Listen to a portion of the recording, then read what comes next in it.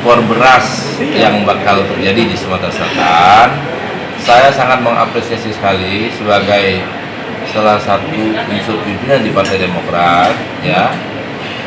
Ada terus angkat bicaranya fraksi Partai Demokrat, dalam hal ini Saudara Azmi Sopik, yang memang beliau concern terhadap hal ini dan duduk di Komisi Bidang Pertanian. Oleh sebab itu rekan-rekan DPR yang lain juga harus bersuara. Ini kita lihat Pak Gubernur sudah angkat bicara menolak impor beras di Sumatera Selatan.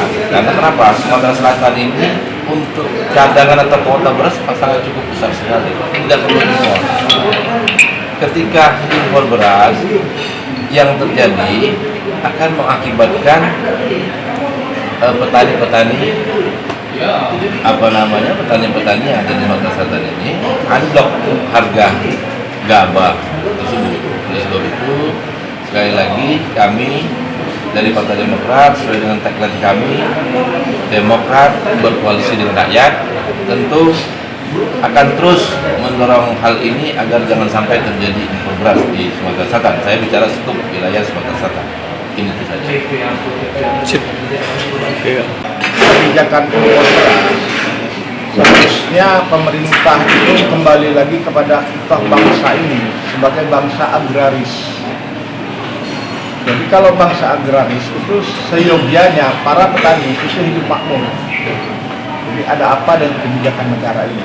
Jadi saya tidak melihat negara hadir untuk rakyatnya, dan setiap terjadi panen raya itu yang terjadi bukannya sukacita dari kaum petani, justru menjadi jerit tangis para petani.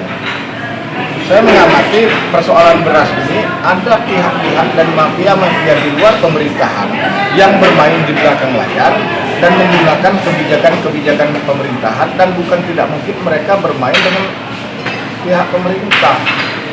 Jadi pemerintah harus tegas, pemerintah baik pusat maupun daerah harus lebih memahami bahwa negara agraris dan negara maritim seperti Indonesia yang harusnya menjadi bagian dari masyarakat yang paling menikmati keberadaan Indonesia ini adalah petani dan nelayan. Justru di Indonesia yang katanya negara agraris, itu petani dan nelayan adalah masyarakat yang paling termarginalkan dari segala sisi, mulai akses informasi, kemudian kehidupan sehari-hari dan lain-lain. Mari kita kalau ingin membangun negara ini secara baik, meningkatkan pemerataan ekonomi secara baik, masyarakat yang selama ini hanya menjadi jualan politik, yaitu petani dan nelayan, itu diangkat harkatnya. Jangan mengikuti kemauan segelintir mafia-mafia beras ini.